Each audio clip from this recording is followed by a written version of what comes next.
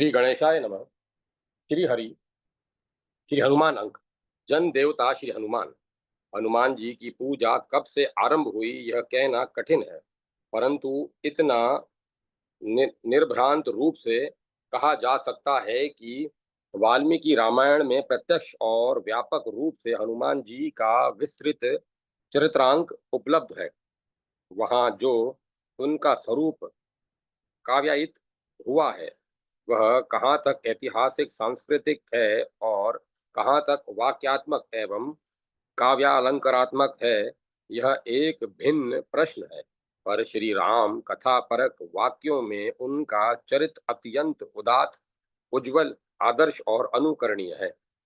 उनके अनेक रूप हैं।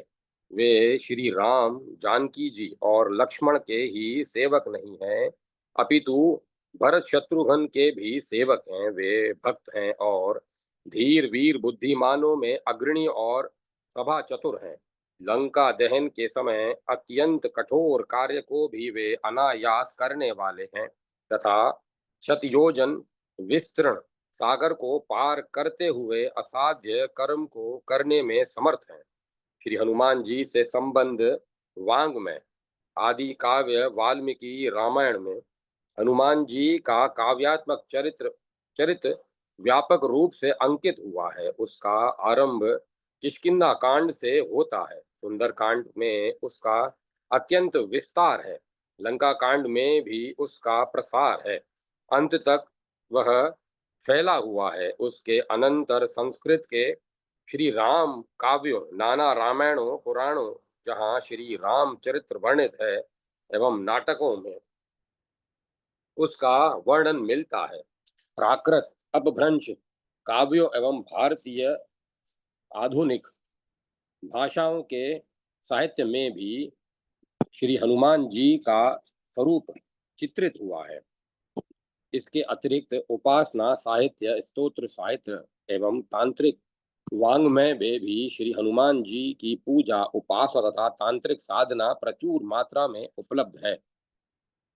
वाल्मीकि कृत रामायण के अतिरिक्त आदि रामायण, अध्यात्म रामायण, भुषुंडी रामायण, आनंद रामायण, चंपू रामायण, महाभारत, श्रीमद् भागवत, पद्म पुराण, नरसिंह पुराण, ब्रह्मांड पुराण, हनुमत सहस्त्रनाम, हनुमत कवच आदि, लिंग पुराण, भविष्य पुराण, हनुमत द्रव कथा आदि में श्री राम तथा हनुमान विषयक सामग्री मिलती है।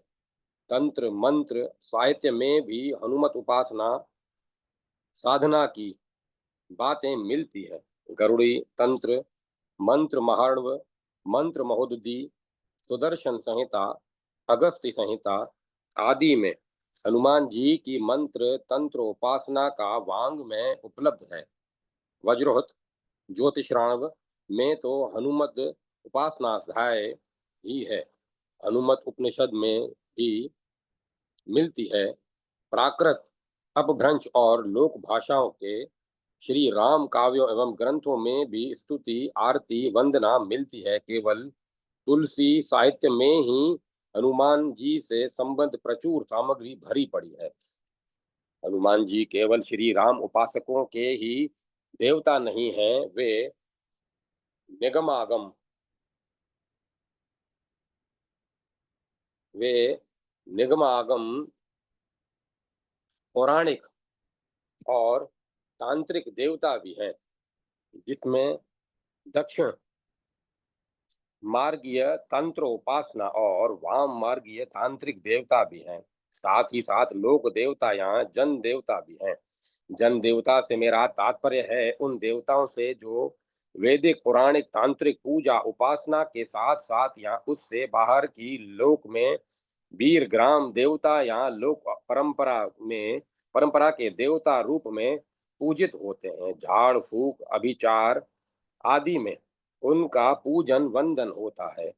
इनके मंत्र तंत्र को जगाया जाता है और उनके द्वारा असामान्य असामान्य सिद्धि एवं फल की प्राप्ति बताई जाती है। मुझे तो ऐसा लगता है जैसे वाराणसी में मौजूबीर, लोहार वीर, कंकण हवा वीर आदि वीर हैं, या उत्तर भारत में बहुत बड़े भाग में मान्यता प्राप्त जागते देवता और सिद्धिकर्ता वीर या अन्य अपदेव हैं। इसी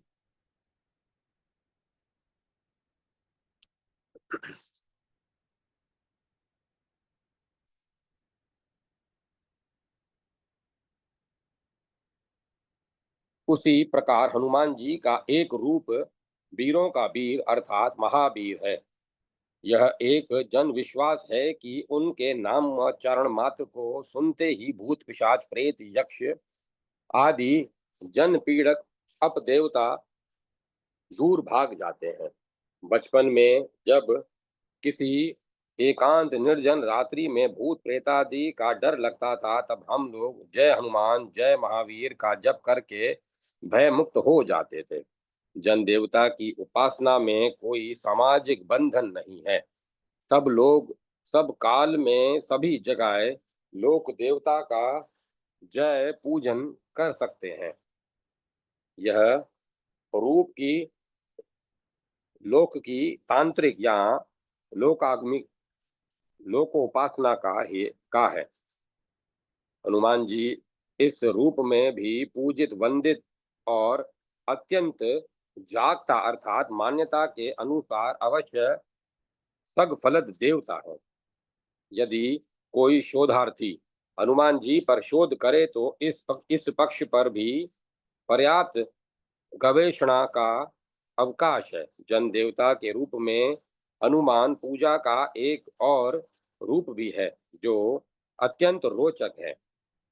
उत्तर भारत के एक बहुत बड़े भाग में प्राय गांव-गांव एवं नगर के मोहल्ले मोहल्ले में हनुमान जी के मंदिर हैं। इन मंदिरों में भक्त लोग प्रेम पूर्वक पूजा अर्चना करते हैं। स्त्रियां अवश्य बहुत से स्थानों पर हनुमान जी की मूर्तियों का स्पर्श इसीलिए नहीं करती हैं कि वे बाल ब्रह्मचारी हैं। घोर जंगलों में भी हनुमान जी के मंदिर मिलते हैं। इन मंदिरों का एक बहुत बड़ा सामाजिक महत्व भी है। गांवों और नगरों में के अनेक हनुमान मंदिरों के साथ साथ व्यायामशालाएं और अखाड़े हैं, जहां आसपास के युवक और उत्साही जन एकत्र होकर व्यायाम तथा कुश्ती लड़ने का अभ्यास करते हैं।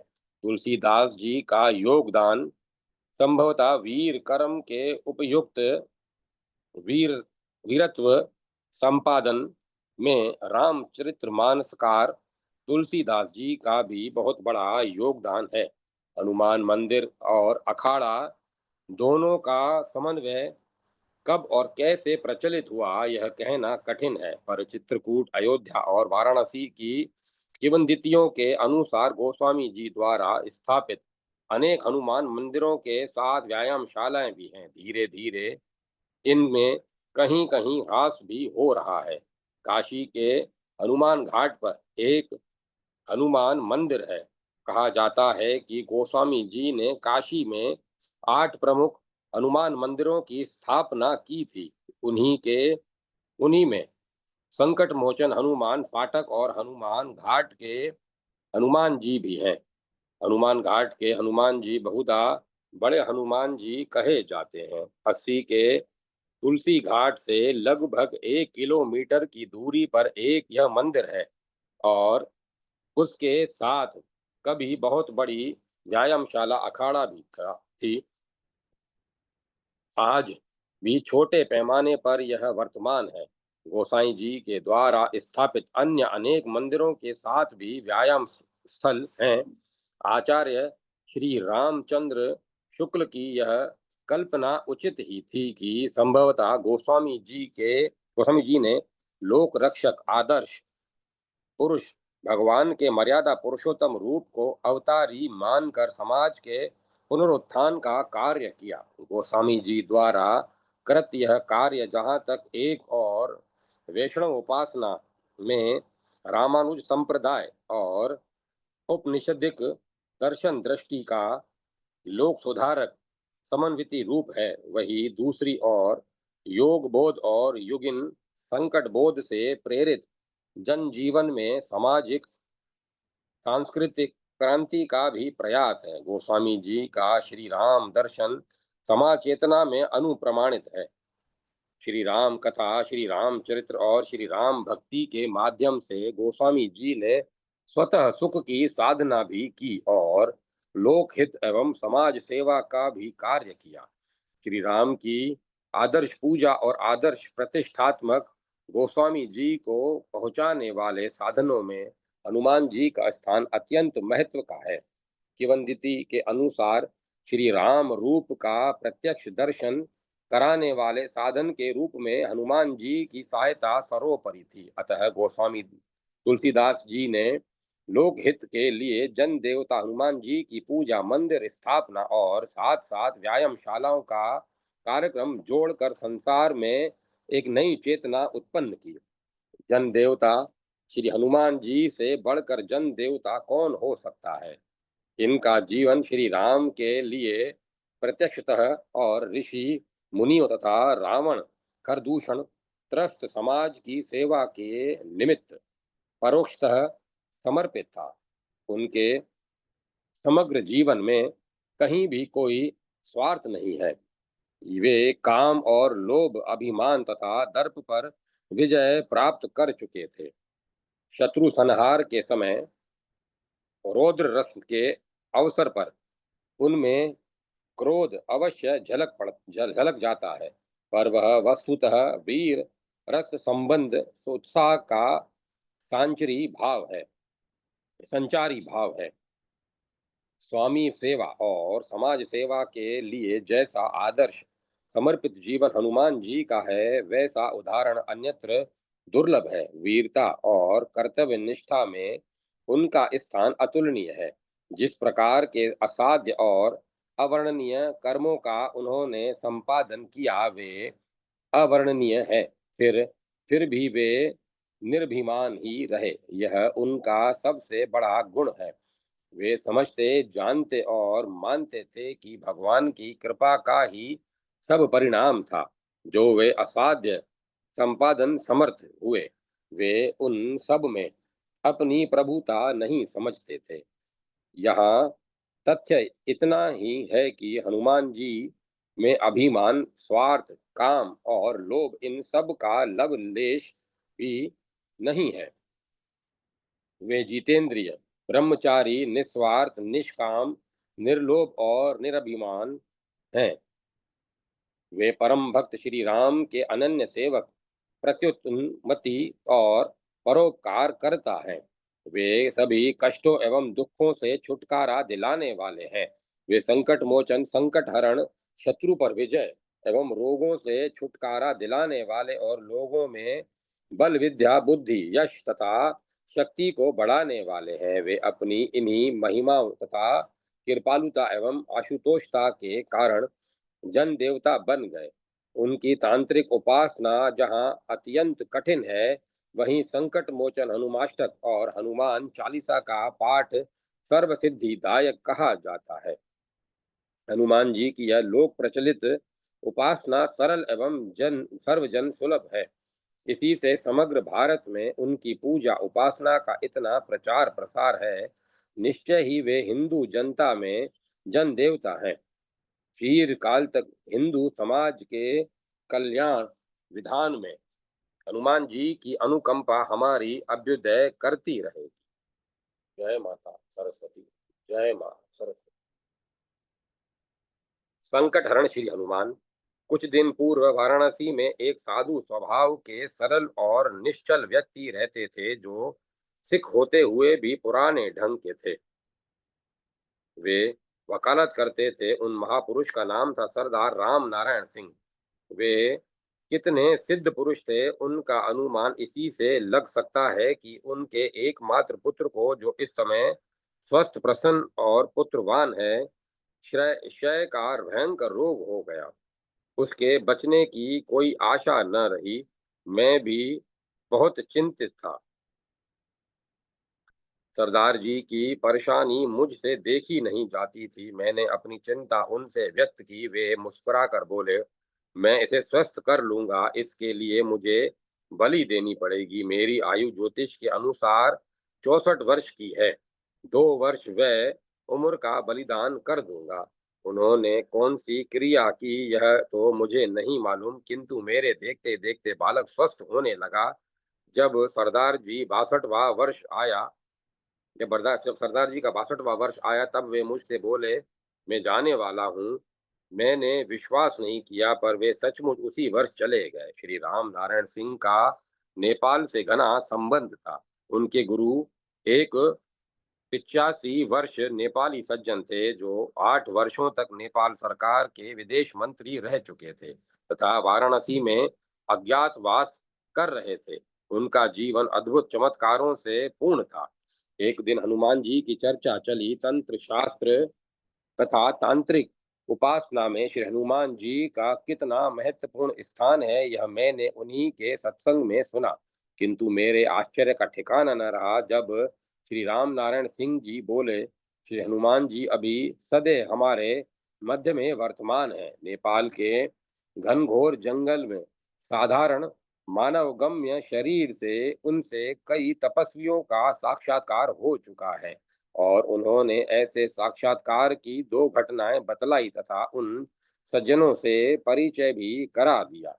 मेरे बहुत अनुग्रह करने पर उन सज्जनों के तथा सिंह जी के साथ नेपाल जाने का कार्यक्रम बना, पर कोई न कोई बाधा आती रही और तीसरे वर्ष सिंह जी स्वयं चल बसे। वाराणसी में एक सज्जन है जो पहले स्थानीय नगर पालिका में उच्च पद पर थे। उनके गुरु एक सिद्ध पुरुष थे, जिनके आश्चर्यजनक तमाशे हमने स्वयं भी देखे सुने हैं। आज का पढ़ा लिखा व्यक्ति ऐसी घटनाओं को तमाशा ही कहता है। उनके पास जब कोई अपना बड़ा संकट लेकर जाता और वे पसीज जाते, तब इतना ही कहते, जाओ, माँ की जो इच्छा होगी वो वे करेंगी, और वह काम हो जाता।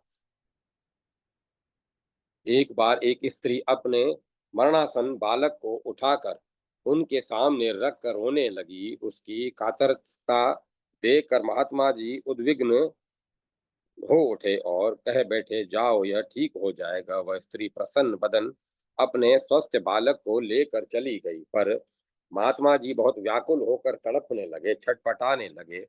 उन्होंने कहा, सदैव माँ की इच्छा से काम होता था। आज मैं इतना अभिमानी हो गया कि मेरी इच्छा से काम होने लगा। मुझे धिक्कार है। अब मेरा कल्याण इसी में है कि मैं संसार को छोड़ दूं। बस 2 दिन के भीतर ही उनका शरीर शांत हो गया। वे महात्मा श्री हनुमान जी के बड़े भक्त थे। उनके पास श्री हनुमत उपासना की एक हस्तलिखित पुस्तक थी। मेरे उपरिलिखित मित्र ने आपस में विवरण वितरण करने के लिए उसकी 250 प्रतियां छपा भी ली हैं। हिंदू देव परिवार में श्री हनुमान की ऐसे श्री हिंदू देव परिवार में श्री हनुमान जी ही ऐसे देवता हैं जो 3 दिव्य गुणों एवं समुच्च हैं: अखंड ब्रह्मचर्य, अतुल शौर्य और अनुपम पांडित्य।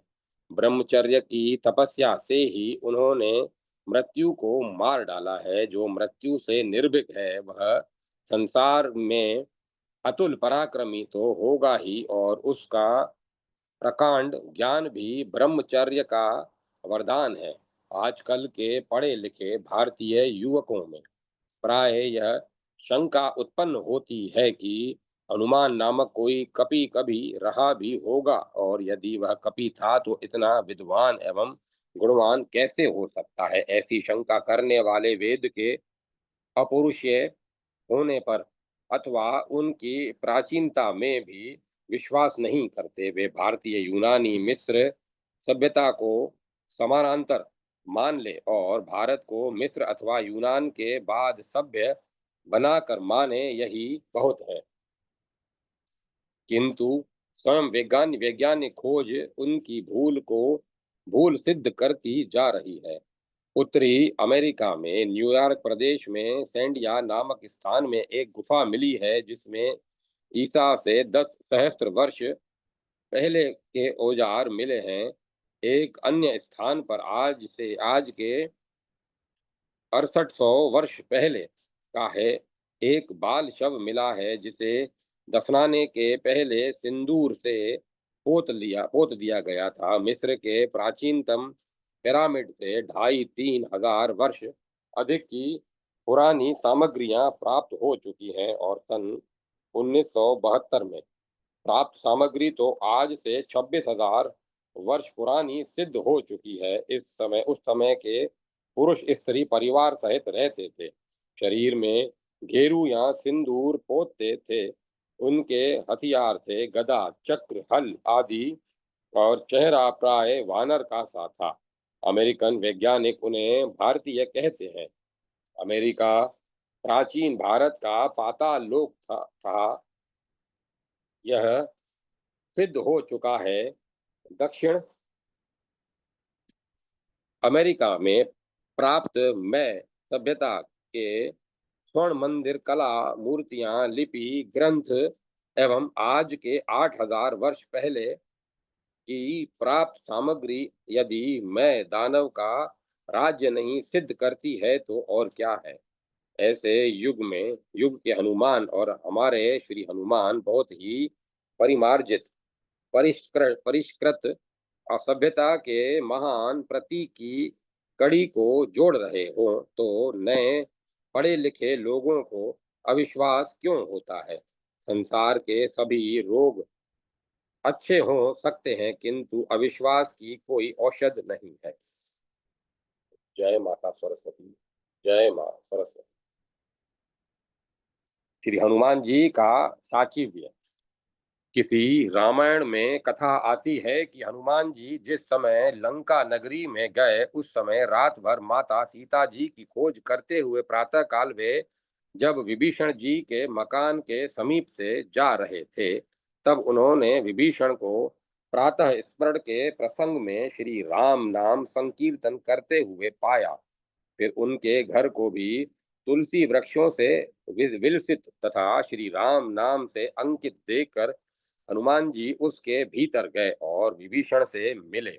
दोनों की परस्पर वार्ता हुई और दोनों ने एक दूसरे को पहचाना। बड़े प्रेम से विभीषण ने उनका सत्कार किया। तदंतर कार्य सिद्धि होने तक वे दोनों दिन में अपने अपने कार्य में लगे रहते और रात में श्री राम चर्चा किया करते थे। जिस समय विभीषण श्री रामचंद्र जी की शरण में आए उस समय उन पर विश्वास किया जाए अथवा नहीं, ऐसा विचार विमर्श प्रारंभ हुआ। सुग्रीव, अंगद, शरभ, जामवन और मेंद ने अपना अपना मत व्यक्त किया। राक्षस होने के कारण उन्हें विभीषण पर विश्वास नहीं हो रहा था। दूसरा पक्ष यह देखता है कि विभीषण धर्म रुचि था। पितामह ब्रह्मा जी ने रावण और कुंभकर्ण को अभिलक्षित अमरत्व या इंद्रलोक नहीं दिया किंतु विभीषण ने केवल धर्म रुचित्व का ही वरदान मांगा। इसी कारण उसे न मांगने पर भी अमरत्व प्रदान कर दिया। इसीलिए विभीषण का धर्मात्मत्व स्थायी था। सुग्रीव से लेकर मेंद तक सभी वानरों को उसका धर्मात्म तत्व स्थायी रूप में न लक्षित होकर व्यभिचारिक भाव के ही रूप में दिख रहा था। किंतु यदि सुग्रीव का कथन निश्चित हो गया होता तो उस समय सुकृत इत्यादि श्री रामचंद्र जी की यह प्रतिज्ञा असत्य हो जाती कि और धर्मात्मत्व स्थायी भाव से संपन्न एक विश्वास्य मित्र मारा जाता तथा राजनीति में एक अक्षम्य प्रमाद हो गया होता। यह बात अर्थशास्त्र में धर्म रुचि रूपांश दंडम प्रयुजित इस प्रसंग में कही गई है। किसी का भी विश्वास प्राप्त करने के लिए धर्म रुचित्व आवश्यक है। यह बात सुग्रीव आदि की समझ में नहीं आ रही थी किंतु श्री हनुमान जी ने इसे समझा और उपर्युक्त प्रत्येक मत का खंडन किया। क्योंकि श्री रामचंद्र जी की शरणागति के लिए किसी भी देश अथवा काल की आवश्यकता नहीं होती और निर्गुणमपि भर्तारम, इस वचन के अनुसार विभीषण विपत काल में रावण को स्वयं छोड़कर नहीं आया था, अपितु जब रावण ने ही पूर्ण रूप से उसका अपमान किया और उसे निकाल दिया, तभी वह श्री रामचंद्र जी की शरण में आया था। श्री रामचंद्र जी ने भी हनुमान जी के ही कथना अनुसार विभीषण को धर्म रुचि और विश्वाम्य माना। इसीलिए विभीषण के साथ श्री रामचंद्र जी मैत्री निभ सकी। यह प्रसंग बड़ा महत्वपूर्ण है। वास्तविकता यह है कि यदि विभीषण न मिला होता तो लंका पर विजय पाना कठिन हो जाता, और यदि विभीषण सुग्रीव के वचन के अनुसार मारा गया होता तो क्या स्थिति हुई होती, यह बात लोगों को समझनी चाहिए। आज अखंडित रूप से ही उपलब्ध अनुमान तक को देखा जाए तो यह बात अनायास ही ध्यान में आती है कि हनुमान जी में वाल्मीकि की अपेक्षा कवित्व शक्ति भी अधिक थी। उन्होंने अपनी उसी शक्ति से विभीषण को पहचाना था। इसीलिए गोस्वामी तुलसीदास जी ने भी कहा है, उधरी अंत न होई निभाहू, काल नेमी जिमि रावण राहु, की हूँ कुबेशु साधु सन्मानु, जिमि जग जामवंत हनुमानु।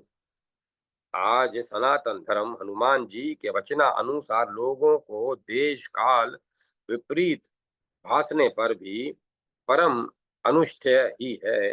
हनुमान जी ने यही दिखलाया है कि ईश्वर शरणागति युक्त होने के कारण सर्वदेश काल में धर्म की मान्यता है, और यही सचिवोत्तम हनुमान जी का वैशिष्ट्य है वैशिष्ट्य है। जय माता सरस्वती। जय मां सरस्वती। त्रेता युग में हनुमान जी द्वारा अवधि भाषा में श्री राम कथा का शुभारंभ। श्री राम कथा के अत्यंत रसिक श्री हनुमान जी श्री राम कथा निष्ठा का वचन समस्त भारतीय वांग में विस्तृत विस्तार से किया गया है। श्रीमद् वाल्मीकि रामायण में श्री हनुमान जी ने भगवान श्री राम से उनके परधाम गमन के समय कथा श्रवण के लिए चिरंजीवी होने का वरदान मांगा था। यह उनकी कथा निष्ठा का परिचायक है। यावत राम कथा वीर चर्यष्टि महितले इत्यादि।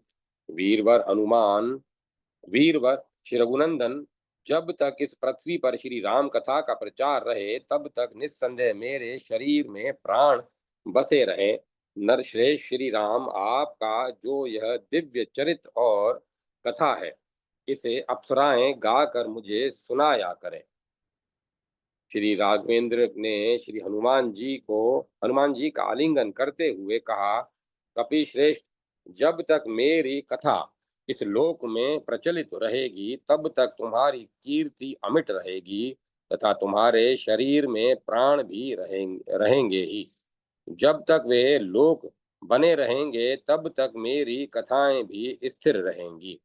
दक्षिणात आचार्यों ने श्री हनुमान जी की इस कथा निष्ठा की प्रशंसा करते हुए कहा कि श्री राघव में ऐसे अद्भुत गुण थे जिनसे आकृत होकर हनुमान जी साकेत धाम का परित्याग कर आज भी उस कथा रस का सेवन कर रहे हैं।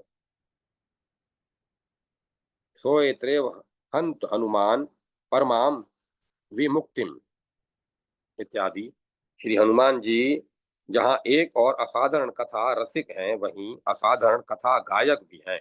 वास्तव में श्री हनुमान जी में नवधा भक्ति, प्रेमा भक्ति आदि सभी भक्ति रसों का पूर्ण रूप से समावेश है। श्रोता के रूप में तो श्री हनुमान जी को भक्तगण अधिक जानते ही हैं, किंतु सुंदर कांड में जब उन्होंने जगजननी श्री जानकी जी को श्री राम कथा सुनाई है, उस समय समय उनको उस समय उनको श्री राम कथा के गायक रूप में भी देखते हैं। इसी अवसर पर श्री हनुमान जी अवधी भाषा में श्री जनक नंदिनी को कथा सुनाते हैं। उस समय श्री हनुमान जी ने विचार किया कि यदि मैं श्री सीता जी के समक्ष संस्कृत भाषा में वार्तालाप करता हूँ तो रावण जानकर वे मुझसे भयभीत हो जाएंगी। अतः मुझे उनके साथ मनुष्य की भाषा में ही वार्तालाप करना चाहिए। श्री गोविंद राज जी लिखते हैं कि मानुष्य वाक्यम, मनुष्य वाक्य का अर्थ है कौशल देशवासी मनुष्य की भाषा, क्योंकि श्री जानकी जी इसी भाषा में इसी भाषा से परिचित हैं। अत्र वाक्यस्य इत्यादि, इस वार्तालाप को राम कीर्तन कहा गया है। राम कीर्तन हर्षिता। इस प्रकार लोक भाषा अवधि भाषा में श्री हनुमान जी ने त्रेता युग में ही श्री राम कथा का शुभारंभ कर दिया था। उसी परंपरा का निर्वाह गोस्वामी जी ने भी किया तथा अवधि भाषा में मानस की रचना की। वैसे तो श्री हनुमान जी के समान वेद शास्त्रों का ज्ञाता अन्यत्र दुर्लभ है। भगवान श्री राम ने किष्किंधा कांड में इनके पांडित्य का सविस्तार वर्णन किया है। उत्तरकांड में भी सूर्य के समीप इनके व्याकरण अध्ययन का वर्णन इनके असाधारण ज्ञान का द्योतक है। इस प्रकार वेद और व्याकरण आदि के ज्ञाता होने पर भी अवधि भाषा में श्री हनुमान जी ने श्री जनक नंदिनी को कथा सुनाई। यह वस्तुतः अद्भुत और अलौकिक घटना है। जो लोग भाषा निर्मित वाक्यों पर आक्षेप करते हैं उनको ध्यान रखना चाहिए कि लोक भाषा में श्री राम कथा का शुभारंभ त्रेता युग में ही हो चुका था। जय माता सरस्वती। जय मां सरस्वती। श्री हनुमान जी के संबंध में महात्मा गांधी की निष्ठा। बात है सन 1927 के आरंभ की।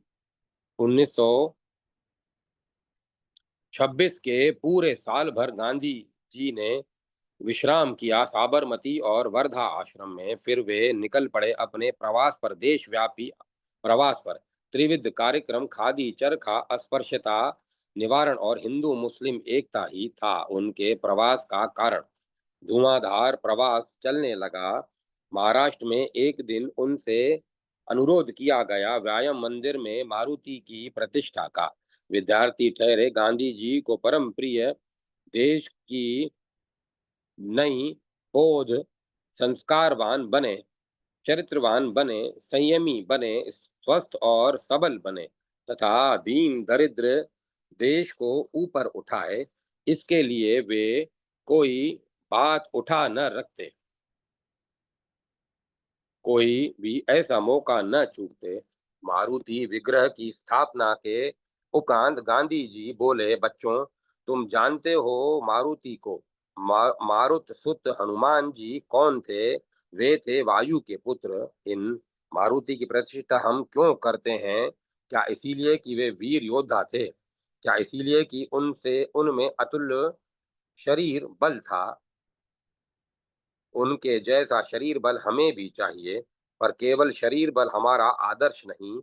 शरीर बल ही हमारा आदर्श होता तो हम रावण की मूर्ति की स्थापना न करते, पर हम रावण के बदले मारुति की स्थापना करते हैं। किस लिए?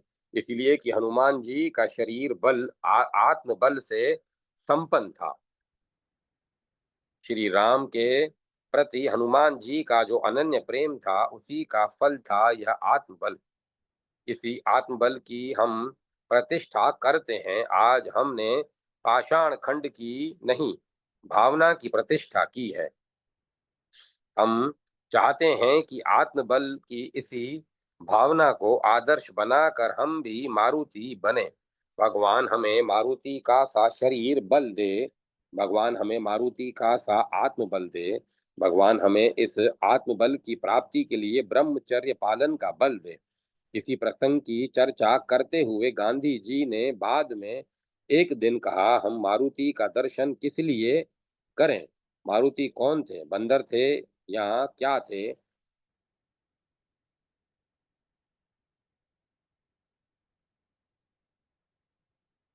मैं नहीं जानता, मैं तो उनकी शक्ति की, उनकी सेवा भावना की पूजा करता हूँ। मारुति राक्षस नहीं थे, वे इंद्रजीत की तरह श्री राम के विरोधी भी नहीं थे। श्री राम के सेवक थे, ब्रह्मचारी थे, उनमें अपार आत्मबल भरा था। उनमें सेवा की अपार भावना थी, उसी की मैं पूजा करता हूँ। हमें आवश्यकता और इसी सेवा भावना की, इसी आत्मबल से हम भारत माता की सेवा करें और एक दिन दरिद्र नारायण की सेवा के लिए बेचैन गांधी बोले, मेरे हृदय में कैसी आग जल रही है, आपको पता है? हनुमान जी को एक माला मिली थी, उसके दाने तोड़ तोड़ कर वे देखने लगे। लोगों ने पूछा, क्या करते हो? तो का क्या करते हो ऐसा? बोले, देखता हूँ इसमें श्री राम नाम है क्या। मुझे ऐसी कोई चीज नहीं चाहिए जिसमें श्री राम न हो। सब में श्री राम नाम होता है क्या? मुझ में तो है। ऐसा कहते हुए उन्होंने अपनी छाती चीर कर दिखा दी। श्री राम तो वहां विराजमान थे ही, मुझ में हनुमान जी की सी शक्ति तो नहीं है कि मैं आपको छाती फाड़कर दिखा दूं। किंतु आपकी तबीयत हो तो आप छुरी से मेरी छाती चीर कर देख लें, उसके भीतर आपको श्री राम नाम ही मिलेगा। बात आई गई हो गई, एक दो नहीं, 20-21 साल निकल गए। जिस दिन गांधी की छाती में गोली लगी तो गांधी का यह सत्य सबके साम आगे मुखरित हो गया। गोली लगते ही उनके मुख से निकला, राम। जय माता सरस्वती। जय माता सरस्वती। पूजनीय गुरु जी श्री माधव राव सदाशिव गोलवलकर, श्री हनुमानिष्ठ निष्ठा, लेखक श्री दत्तोपंत बापू राव जी ठेगड़ी, संसद सदस्य। मलयालम भाषा की एक रामायण का प्रारंभ विशेष ढंग का है। श्री राम कथा सुनाने की भावना से भगवान शंकर पार्वती जी से कह रहे हैं कि सीता जी ने हनुमान जी को अपना इच्छित वर मांग लेने के लिए कहा। हनुमान जी ने मन में एक ही वर की चाहना थी, अतः उन्होंने सदा सर्वदा चिरंतर काल तक श्री राम नाम का जप कर सकने का वर मांगा। यह सुनकर भगवती पार्वती को बड़ा आश्चर्य हुआ और उन्होंने यह संपूर्ण प्रसंग सुनने की अभिलाषा प्रकट की। इस पर ही रामायण का कथन प्रारंभ होता है। जब मलयालम में एक विद्वान ने यह बात पूजनीय श्री गुरु जी को बताई, जब मलयालम के एक विद्वान ने यह बात पूजनीय श्री गुरु जी को बताई, तब उन्होंने इस पर प्रसन्नता प्रकट की और कहा कि इस तरह के प्रारंभ में एक विशेष प्रकार का औचित्य है। श्री हनुमान जी का कार्य संपूर्ण श्री राम कथा के अद्वितीय है और उस अद्वितीयत्व की और साधारण जन का ध्यान आकृष्ट करने की दृष्टि से इस प्रकार का प्रारंभ उपयुक्त ही है। पूजनीय गुरु जी की आंतरिक धारणा थी कि राष्ट्रीय स्वयंसेवक संघ के कार्यकर्ताओं के सम्मुख एक आदर्श के नाते जिनके नाम प्रस्तुत किए जा सकते हैं, उनमें हनुमान जी का नाम अग्रगण्य है। पूजनीय श्री गुरु जी का विचार था कि मनोजव इत्यादि यह श्लोक श्री हनुमान जी की उन विशेषताओं को प्रकट करता है जो संघ के स्वयंसेवक कार्यकर्ताओं के लिए सदैव माननीय और चिंतनीय है, मननीय एवं चिंतनीय है। इस श्लोक में श्री हनुमान जी की विलक्षण विशेषताओं की ओर संकेत किया गया है। श्री हनुमान जी पराक्रमी थे, बुद्धिमताम वरिष्ठ थे, नेतृत्व के गुण से संपन्न थे और यह सब होते हुए भी वे श्री राम दूत थे, निरंकारी थे, निरहंकारी थे, आत्म समर्पण की मूर्ति थे। श्री गुरु जी बहुधा कहा करते थे कि यह निरंकार पूर्ण आत्म समर्पण है श्री हनुमान जी का श्रेष्ठतम गुण था। एक अन्य श्लोक की ओर भी वे बार बार संकेत करते थे। किसी एक अवसर पर किसी विशेष संदर्भ में हनुमान जी ने प्रभु श्री राम से कहा, दे दृष्टिया तु इत्यादि। इस श्लोक में देवात देवतावस्था से अद्वैत की ओर जाने वाले मार्ग का एक ही समय में विभिन्न स्तरों पर स्वयं को स्थित करने की क्षमता का दोनों का बोध स्पष्ट रूप से होता है। श्री गुरु जी ने श्री गुरु जी कहते थे कि यह श्लोक सभी भक्ति पथिकों के लिए मार्गदर्शक है। संघ के स्वयं सेवकों को संघ कार्य की कल्पना कराते हुए पूजनीय गुरु जी कहा करते थे कि आज हम हिंदू राष्ट्र के पुनर्निर्माण के कार्य में जुटे हुए हैं। इस समय यह स्मरणीय है कि 300 वर्ष पूर्व जब स्वराज्य स्थापना का कार्य छत्रपति शिवाजी द्वारा चलाया जा रहा था, तब उनके कार्य की नींव गहरी तथा विस्तृत बनाने की दृष्टि से समर्थ श्री रामदास स्वामी ने प्रत्येक गांव में श्री हनुमान जी की प्रतिष्ठा करने का उपक्रम किया। अनगढ़े पत्थर को भी सिंदूर लगाकर हनुमान जी के नाते उसकी प्राण प्रतिष्ठा कर देना उनकी सामान्य प्रक्रिया थी। इस तरह श्री समर्थ द्वारा विस्तृत पैमाने पर प्राण प्रतिष्ठा का कार्य किया गया। प्राण प्रतिष्ठा के साथ साथ हर स्थान पर श्री हनुमान जी के मंदिर के साथ ही व्यायामशाला जैसे कुछ शारीरिक कार्यक्रम चलाए गए, जिससे गांव के युवाओं का वहां एकीकरण होता रहे। यह श्री समर्थ की योजना की स्थूल रूपरेखा थी। पूजनीय गुरुजी का विश्वास था कि राष्ट्र निर्माण के कार्य की प्रक्रिया के नाते समर्थ श्री रामदास स्वामी की योजना से मार्गदर्शन प्राप्त करना आज भी लाभदायक ही सिद्ध होगा। जय माता सरस्वती। जय मां सरस्वती। उपनिषदों में श्री हनुमान, लेखक श्री बाबूलाल जी गुप्त श्याम। श्री हनुमान जी का वर्णन उपनिषदों में भी आया है। यहाँ संक्षिप्त रूप से कुछ अंश प्रस्तुत किया जा रहा है। राम रहस्य उपनिषद, राम पर्वतापनीय उपनिषद, राम पूर्वतापनीय उपनिषद तथा मुक्ति उपनिषद आदि अनेक उपनिषदों में श्री हनुमान जी का वर्णन है। जहाँ जहाँ भगवान श्री राम के तत्व रहस्य और महिमा का वर्णन है, वहाँ वहाँ श्री हनुमान जी का भी वर्णन आया है। श्री राम तत्व की जिज्ञासा और रहस्य के वर्णन में उनकी प्रधान भूमिका है। राम रहस्य उपनिषद में वर्णन मिलता है कि जब सनकादि योगेंद्र तथा अन्य ऋषि और प्रहलाद आदि भगवान विष्णु के भक्तों ने श्री हनुमान जी से पूछा कि 18 पुराणों स्मृतियों, चारों वेदों तथा छहों शास्त्रों और अध्यात्म विद्या के ग्रंथों में किस तत्व का उपदेश हुआ है, तो श्री हनुमान जी ने कहा, राम एवं परम ब्रह्म, राम एवं परम तपः, राम एवं परम तत्व, श्री रामो ब्रह्म तार तारकम। अर्थात श्री राम ही परम ब्रह्म हैं, श्री राम ही परम तप स्वरूप हैं, श्री राम ही परम तत्व हैं और श्री राम ही तारक ब्रह्म हैं। इसके पश्चात ऋषियों ने श्री राम के अंगों के विषय में पूछा तथा अन्य प्रश्न भी किए, जिनका उत्तर देते हुए श्री हनुमान जी ने श्री राम रहस्य का उद्घाटन किया तथा प्रणव ओम को भी श्री राम का अंग बतलाया और श्री राम उपासना का भी वर्णन किया। श्री राम पर्वतोत्तर पनीय उपनिषद में श्री राम नाम का अर्थ, श्री राम का स्वरूप, श्री राम मंत्र की व्याख्या, जप प्रक्रिया तथा ध्यान आदि के वर्णन के साथ साथ संक्षिप्त चरित्र तथा पूजा यंत्र का भी वर्णन किया गया है, जिसमें श्री हनुमान जी का नाम आया है।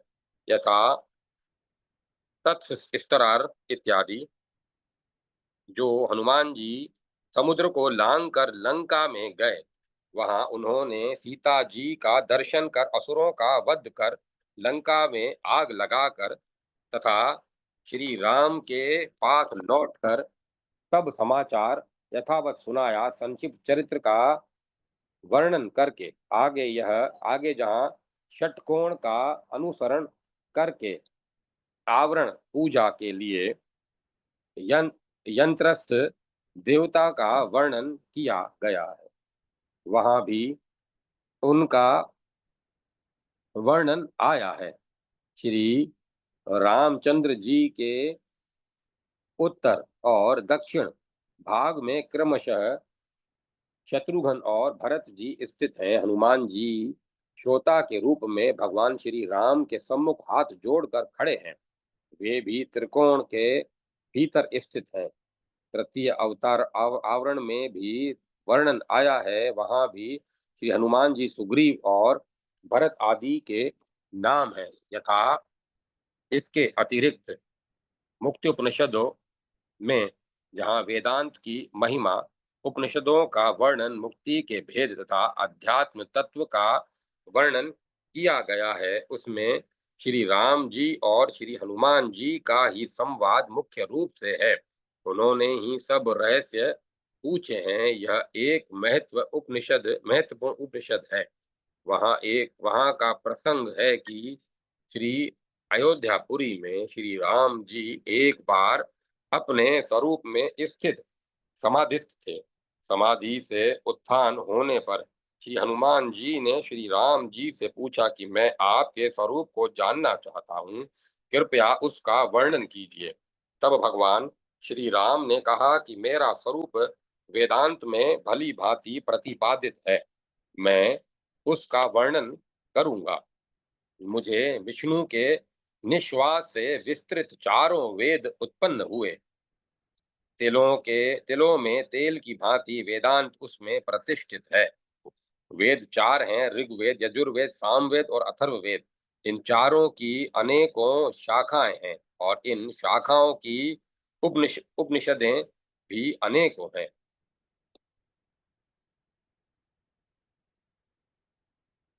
यथा ऋग्वेद की 21, यजुर्वेद की 109, सामवेद की 1000 तथा अथर्ववेद की शाखाओं के 50 भेद हैं। इसी प्रकार 1170 शाखाएं हैं तथा एक एक शाखा की एक एक उपनिषद मानी गई है।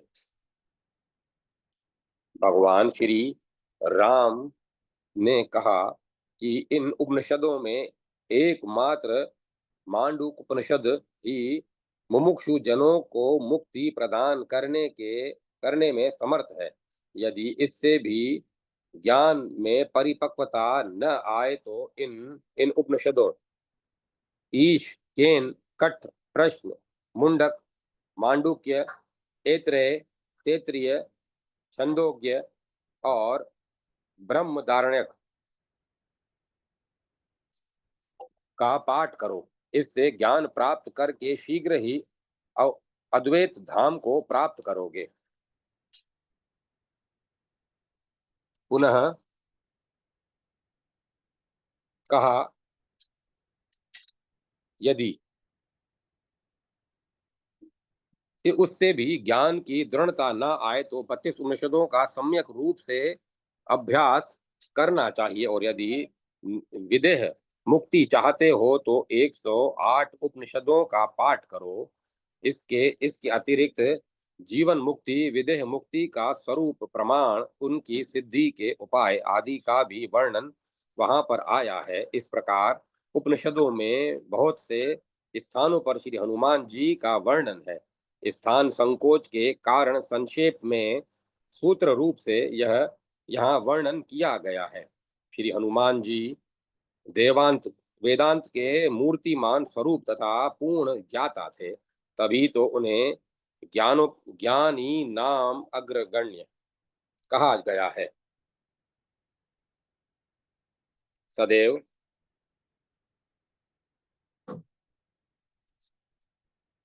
जय माता सरस्वती। जय माँ सरस्वती। सदैव रक्षक श्री हनुमान जी, लेखक श्री वल्लभ दास जी बिनयानी ब्रजेश, साहित्य रत्न साहित्य अलंकार कार। श्री राम भक्त हनुमान जी की यह सत्योक्ति थी कि यदि स्वर्ग में भी सीता नहीं मिली तो मैं स्वयं त्रिलोक्य विजयी राक्षस राज रावण को ही बांध कर ले आऊंगा। तभी तो स्वयं भगवान श्री राम ने श्री हनुमान जी का यशोगान किया है कि युद्ध में हनुमान जी जैसा पराक्रम यम इंद्र विष्णु और कुबेर आदि लोकपालों में भी नहीं देखा जाता। धर्म की रक्षा ऐसे ही महात्मा कर सकते हैं जो स्वयं श्री हनुमान जी की तरह पराक्रमी और एवं निष्काम हो, जिसमें समर्पण नहीं, त्याग और कर्तव्य पूर्ति की निष्ठा नहीं, वह सच्चा सेवक, सच्चा धर्म रक्षक नहीं हो सकता। गीता में भगवान ने आसक्ति रहित कर्म साधना को सिद्धि सोपान माना है। श्री हनुमान जी जैसे पराक्रमी निष्काम सेवक न होते तो अवश्य ही श्री राम के सतपक्ष को विजय श्री न मिलती। जामवंत ने युद्ध कांड के ठीक ही युद्ध कांड में ठीक ही कहा है, यदि हनुमान जीवित हैं तो हम सबके न रहने पर भी भगवान श्री राम की विजय निश्चित है। सेवक के लिए उक्त निष्काम भाव के अतिरिक्त जिन अन्य गुणों की अपेक्षा है, उनमें ब्रह्मचर्य और सत्य मुख्य है। ब्रह्मचर्य का अर्थ है शारीरिक सप्त धातु का सार, शुक्र नामक धातु का संरक्षण। सत्य का अर्थ है मन वचन कर्म की एकता। हनुमान जी इन दोनों के आदर्श हैं। उनका शरीर अखंड ब्रह्मचर्य के लिए प्रसिद्ध है, इसीलिए उन्हें शरीर से वज्रांग कहा जाता है। उनके बल की सीमा नहीं। सत्य के लिए हनुमान जी का चरित्र अद्वितीय है। वे जिन भगवान श्री राम की वाणी से वंदना करते हैं, उन्हें हृदय से भी उतना ही चाहते हैं। श्री राम भक्ति एवं सद्गुणों के द्वारा श्री हनुमान जी का स्मरण अमोघ फलकारी है। लौकिक कार्यों के उपस्थित होने पर कामना पूर्ति के लिए भक्त को चाहिए कि श्री राम सेवक श्री हनुमान जी का स्मरण करे। सेवक की कामना पूर्ति के लिए वे सदा उपस्थित रहते हैं। श्री हनुमान जी ने स्वयं कहा है, लोकी के समुन समनु प्राप्ते माम स्मरेद राम सेवकम। जय माता सरस्वती। जय माता सरस्वती। गीतोक्त अनन्य भक्ति के मूर्त रूप श्री हनुमान। लेखक श्री राजेंद्र जी शर्मा। गीता की दृष्टि से ज्ञान योग, भक्ति योग और कर्म योग तीनों ही भगवत प्राप्ति के साधन हैं तो तीनों ही स्वतंत्र, परंतु यहाँ ऐसा समझना चाहिए कि जिसका कर्म योग सिद्ध हो गया, उसके ज्ञान योग और भक्ति योग भी स्वतः सिद्ध हो जाएंगे, और जिसे ज्ञान योग से परम तत्व की प्राप्ति होती है, उसके कर्म योग और भक्ति योग स्वतः सिद्ध हो जाते हैं। इसी प्रकार भक्ति मार्गी के भी ज्ञान योग और कर्म योग स्वतः सिद्ध हो जाते हैं। श्री हनुमान जी ऐसे ही भक्ति योगी हैं। उनके ज्ञान योग और कर्म योग स्वतः सिद्ध है। श्री हनुमान जी की यह निश्चित धारणा है कि भक्ति स्वतंत्र है, उसे किसी अवलंब की आवश्यकता नहीं है, और ज्ञान विज्ञान सभी उसके अधीन है। इसीलिए उन्होंने ज्ञान साधन के अधिकारी होते हुए भी अनन्य भक्ति का ही आश्रय लिया। भगवान श्री कृष्ण ने गीता में अनन्य भक्ति का स्वरूप यूं दर्शाया, मत कर्म कर्मण्या परमो मद भक्तम इत्यादि। इस श्लोक में अनन्य भक्ति के साधन पंचक का निरूपण हुआ है। मत कर्म कृत, मेरे लिए ही समर्पण संपूर्ण कर्तव्य कर्मों को करने वाला हो। मत मत परम, मेरे ही परायण हो। मद भक्ता, मेरे नाम रूप गुण लीला का भजन करने वाला मेरा भक्त हो, संग वर्जित, आसक्ति रहित हो और सर्वभूतेषु निवेरुह, संपूर्ण भूत प्राणियों में वेर भाव से रहित हो। श्री हनुमान जी में ये पांचों गुण पूर्ण रूप से समाहित हैं। मत कर्म कृत का तात्पर्य है समस्त कर्मों को भाव भगवान के अर्पित कर देना, अर्थात मंत्र मन बुद्धि से यह निश्चय कर लेना कि मैं भगवान के सर्वथा अर्पित हूँ और मेरे परम प्रापणीय केवल भगवान ही है। वास्तव में मत कर्म से यह उन कर्मों की ओर संकेत दिया गया है जो भगवान के परायण होकर केवल भगवान के लिए ही किए जाएं। मन बुद्धि से भगवान के अर्पित होकर कार्य करने का अर्थ यही है कि भगवत कार्य संपादन ही जीवन का परम लक्ष्य हो जाए। सच्चा भक्त अपना समस्त जीवन ही प्रभु के लिए समर्पित कर देता है। श्री हनुमान जी के विषय में तो यह प्रसिद्ध ही है कि उनका अवतरण ही राम काज के लिए हुआ था। राम काज लगी तब अवतारा। श्री हनुमान जी प्रतिक्षण अथक रूप से श्री राम जी का कार्य संपादन करने में ही अपने को सफल जीवी मानते हैं। स्वामी के कार्य की सिद्धि के लिए उन्हें मान अपमान, विश्राम अथवा शारीरिक सुख और छोटे बड़े की कोई चिंता नहीं रहती। समुद्र लंघन के समय जब जल निधि ने यह इच्छा प्रकट की कि श्री हनुमान जी मैनाक पर्वत पर विश्राम कर ले, तो पवन तनय ने विनम्रता पूर्वक कह दिया, राम काजू कीने बिना मोही कहाँ विश्राम। मुझे श्रम ही कहाँ हुआ जो मैं विश्राम करूं, अथवा श्री राम जी का कार्य किए बिना मुझे विश्राम कहाँ। मत कर्म का अनुसरण करने वाला भक्त अपनापन समाप्त कर देता है। लंकापुरी में जब मेघनाद श्री हनुमान जी पर ब्रह्मास्त्र का प्रयोग करता है तो वे मूर्छित हो जाते हैं और उन्हें नागपाश में बांध लिया जाता है। इस प्रसंग में शिव जी पार्वती जी से कहते हैं, प्रभु कारज लगी कपही बंधावा। प्रभु के कार्य के लिए श्री हनुमान जी ने स्वयं को बंधवा लिया। फिर वे रावण से निर्भीकता पूर्वक कहते हैं, मोहि न कहूँ बांधे कई लाजा, किन्ह चहूँ निज प्रभु कर काजा।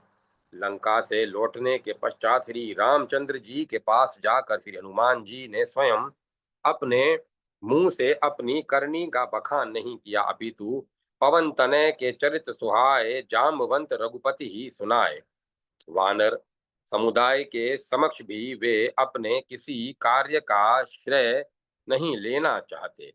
वे वानरों से भी यही कहते हैं, राम कृपा भा काजू विशेषी। राम कृपा भा काजू विशेषी।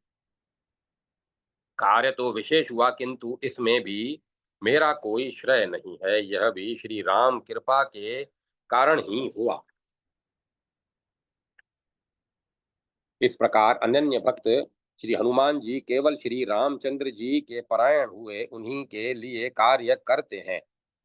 मत परमः पद का भाव है ऐसा भक्त जो मेरी प्राप्ति के लिए तत्पर रहे, अर्थात मेरी परायणता चाहने वाला हो। जो भक्त पूर्ण तत्परता के साथ भगवान को प्राप्त करने के लिए कर्म करता है वही भगवान के परायण है। उसका साधन और सिद्धि केवल भगवत प्राप्ति ही है। साधन सिद्धि राम पग नेहु।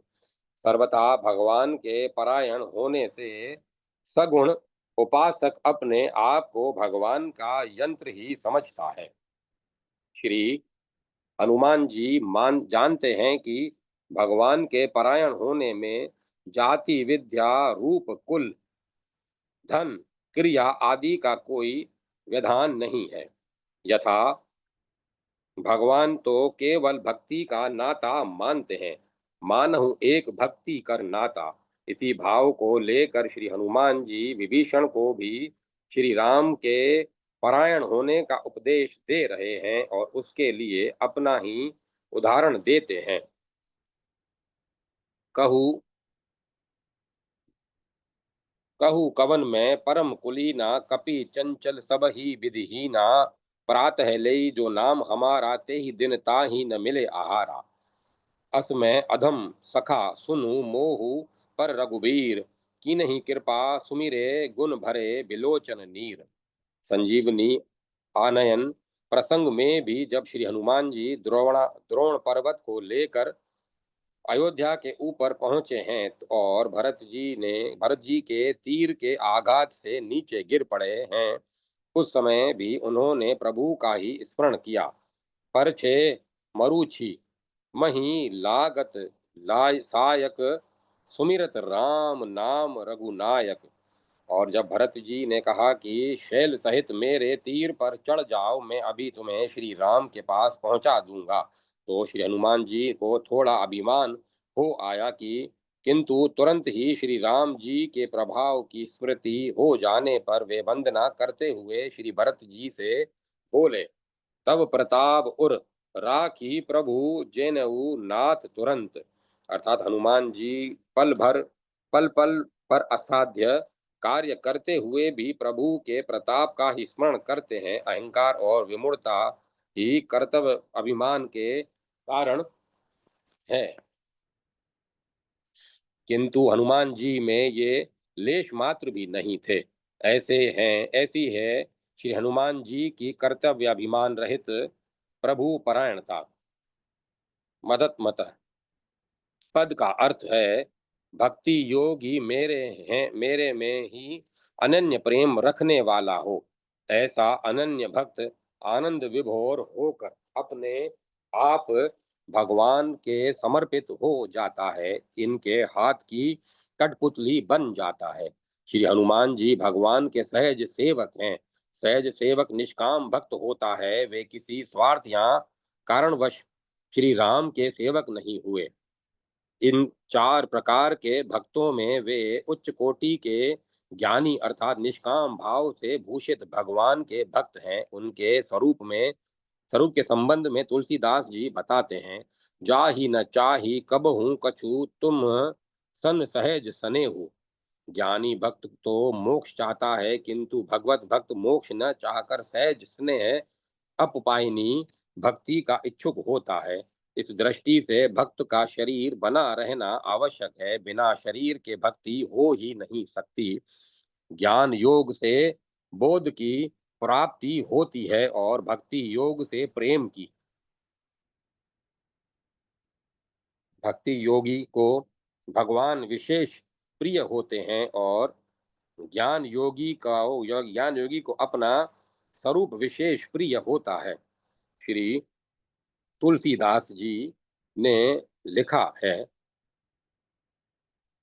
सगुणोपासक मोच न लेहि तिन्हु कहूँ राम भक्ति निज देहि। श्री हनुमान जी यही मांगते हैं, स्नेहो में परमो राजस्वी तिष्ठु नित्यदा इत्यादि। महाराज आपके प्रति मेरा परम स्नेह सदा बना रहे। वीर आप में ही मेरी निश्चल भक्ति सदा बनी रहे। आपके सिवाय मेरा और कहीं भी आंतरिक अनुराग न हो। श्री हनुमान जी के मद भक्त के अनुसार भगवान श्री राम के प्रति अनन्य प्रेम है और वे पूर्णतः भगवान श्री राम के प्रति समर्पित होकर उन्हीं के भजन, ध्यान, गुणगान और कीर्तन आदि में तन मन की सुध खोकर मग्न रहते हैं।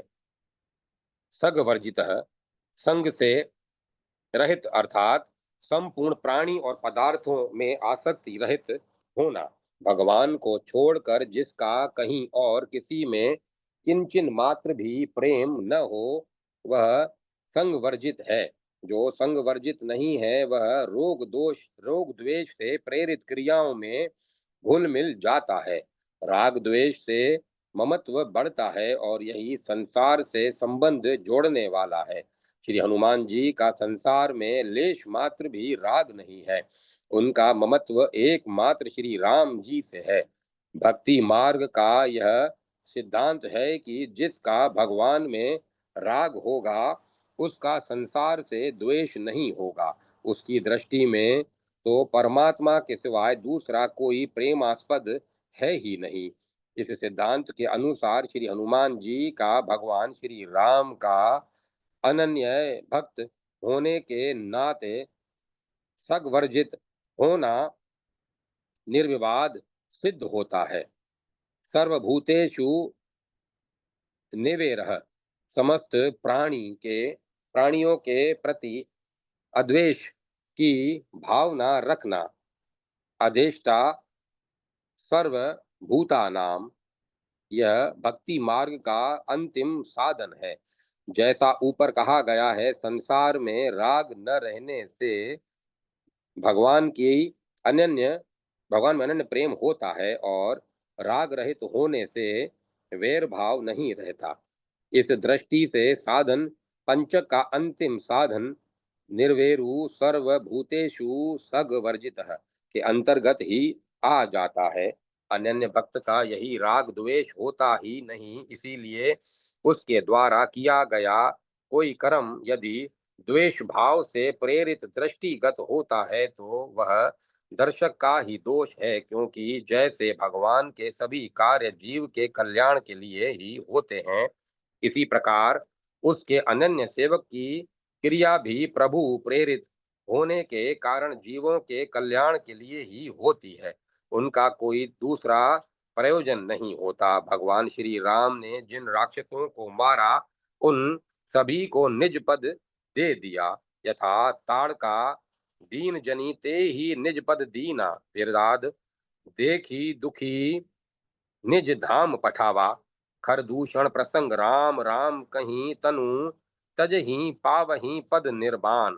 मारीच मुनि दुर्लभ गति दीनी सुजाना, कुंभकर्ण तासु तेज प्रभु बदन समाना। रावण तासु तेज समान प्रभु आनन, सभी राक्षस मुक्त भय छूटे भव बंधन। इसी प्रकार जब श्री हनुमान जी ने मकरी को मारा तो वह भी दिव्य यान पर चढ़कर आकाश में चली गई और हनुमान जी के प्रति कृतज्ञता प्रकट करती हुई बोली, कपि तव दर्श तरस बहु बही बहूं निष्पापा। इन्हीं प्रसंग में कपट मुनि को श्री हनुमान जी ने अपनी पूंछ से पकड़कर मार डाला तो उसने भी राम राम कहीं छोड़ सी प्राणा। स्मरण है न आपको, जन्म जन्म मुनि जतनु करा ही, अंत राम कहीं आवत नाही। यह श्री हनुमान जी की कृपा का ही फल है कि कपट मुनि को भी दुर्लभ गति प्राप्त हुई। सच तो यह है कि अनन्य भक्त में अपने प्रभु की शक्ति अवतरित होती है, क्योंकि वह सारे कर्म प्रभु के लिए ही, प्रभु की प्रेरणा से ही करता है। इसीलिए वह पाप पुण्य के जनक कर्तव्याभिमान से सर्वथा रहित होता है। विभीषण शरणागति के प्रसंग में सुग्रीव ने विभीषण को रावण का भाई जानकर उसे निस्संदेहास्पद व्यक्ति माना, किंतु श्री हनुमान जी ने तो लंका में हुए प्रथम परिचय में भी शत्रु के भाई के प्रति कोई द्वेष भाव नहीं दिखाया, प्रत्युत उसको प्रभु की शरण में लाकर उसका कल्याण कर दिया। इसी प्रकार जब रावण के सम्मुख श्री हनुमान जी को लाया गया और उसे अक्षय कुमार के मारने का कारण पूछा तो उन्होंने निर्विकार भाव से यही उत्तर दिया, जिन मोहि मारा ते मैं मारे, ते ही पर बांधे हूँ तन है तुम्हारे। मोई न कछु बांधे कई लाजा, की न चहूँ निज प्रभु कर काजा। सबके देह परम प्रिय स्वामी, मारही मोही को कुमार्ग गामी। यहाँ भी हनुमान जी का प्रभु कार्य करने का ही उद्देश्य है, द्वेष भाव से अक्षय कुमार को मारने का नहीं। भगवान ने ऐसे अधर्मियों को का नाश करने के लिए हुई तो अवतार लिया था। श्री हनुमान जी ने उस अवतार लीला में अनेक सहायक थे, दास थे, सेवक थे। प्रभु का कार्य करना ही उनके जीवन का लक्ष्य था।